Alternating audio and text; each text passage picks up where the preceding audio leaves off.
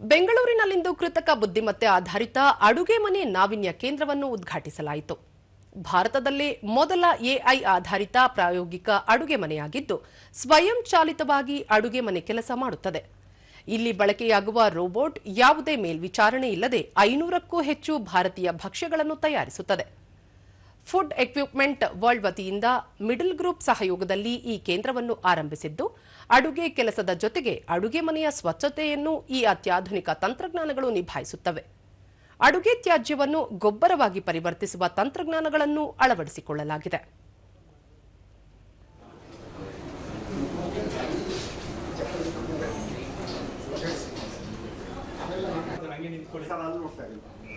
Full paper ಹಾಕ್ಸಿರೋ advertisement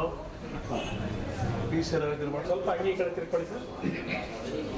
thank you. ಆಯ್ತಲ್ಲ ಬರೋಣ.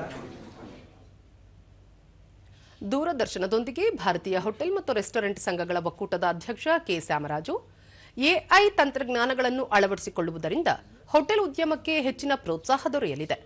ತಂತ್ರಜ್ಞಾನ ಅಳವಡಿಕೆಯಿಂದ ಬಾಣಸಿಗರ ಕೆಲಸ ಸುಲಭವಾಗುವುದರ ಜೊತೆಗೆ ಸ್ವಚ್ಛತೆ ಕಾಪಾಡಿಕೊಳ್ಳಲು ಸಹಕಾರಿಯಾಗಿದೆ ಎಂದರು.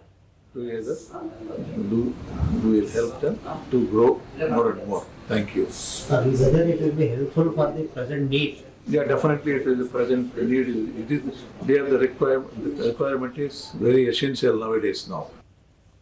ಬೆಂಗಳೂರು ಹೋಟೆಲ್ ಒಕ್ಕೂಟದ ಅಧ್ಯಕ್ಷ ಸುಬ್ರಹ್ಮಣ್ಯ ಹೊಳ್ಳ, ಮಿಡಲ್ ಕಾರ್ಪೊರೇಷನ್ ವತಿಯಿಂದ ಕಾರ್ಯಕ್ರಮ ಆಯೋಜಿಸಲಾಗಿದ್ದು, ಅತ್ಯಾಧುನಿಕ ತಂತ್ರಜ್ಞಾನವನ್ನು ಪರಿಚಯಿಸಲಾಗುತ್ತಿದೆ. ಇತ್ತೀಚೆಗೆ ಹೋಟೆಲ್ ನಿರ್ವಹಣೆಯಲ್ಲಿ ಕೆಲಸದವರ ಕೊರತೆ ಇದೆ. ಆದ್ದರಿಂದ ಎಐ ತಂತ್ರಜ್ಞಾನ ಅಳವಡಿಸಿಕೊಳ್ಳುವುದರಿಂದ ತ್ವರಿತವಾಗಿ ಕೆಲಸವಾಗಲಿದೆ ಎಂದರು. ತುಂಬ ದೊಡ್ಡ ಪ್ರಾಬ್ಲಮ್ ಆಗ್ತದೆ, ಲೇಬರ್ ಸಿಗ್ತಾ ಇಲ್ಲ ಅಂತ ಹೇಳ್ಬಿಟ್ಟು ಇದರಿಂದ ನಮಗೆ ಲೇಬರ್ಗೆ ಒಂಚೂರು ಕ್ಲೀನಾಗಿ ಅವರು ವಾತಾವರಣ ಸೃಷ್ಟಿ ಮಾಡಿ ಕೊಡ್ತಾರೆ. ಅದರಿಂದ ನಮಗೆ ಕೆಲಸ ಮಾಡೋಕ್ಕೆ ಮಿಡಲ್ ಬೈ